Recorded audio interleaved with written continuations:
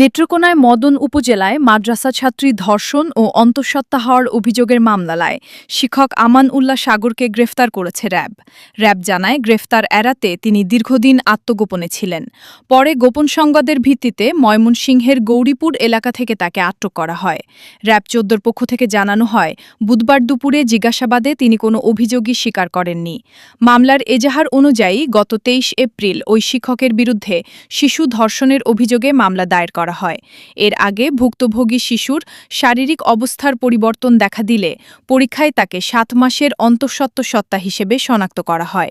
ঘটনার পর থেকেই র্যাব ছায়া তদন্ত শুরু করে এবং গোয়েন্দা নজরদারি বাড়ায়। গ্রেফতার শিক্ষককে থানায় হস্তান্তর করা হয়েছে। তদন্ত শেষে প্রয়োজন হলে তাকে রিমান্ডে নিয়ে জিজ্ঞাসাবাদ করা হতে পারে বলে জানিয়েছে র্যাব। শিক্ষক এলাকা ছেড়ে আত্মগোপনে চলে যায়, সে কোনো মোবাইল সাথে রাখতেছিল না, সে কারণে তাকে আমরা ট্রেস করতে পারতেছিলাম না। পরবর্তীতে আরও উন্নত প্রযুক্তির সহায়তায় আমরা তাকে গৌরীপুরে ট্রেস করি, জিজ্ঞাসাবাদ করেছি তাকে, বা পরবর্তীতে তদন্তকারী কর্মকর্তা তাকে রিমান্ডে নিয়ে জিজ্ঞাসাবাদ করতে পারে। আমরা প্রাথমিক জিজ্ঞাসাবাদ করেছি, সে খুব বেশি কোনো কিছু বলেনি। অনলাইন ডেস্ক, অর্থনীতি বার্তা।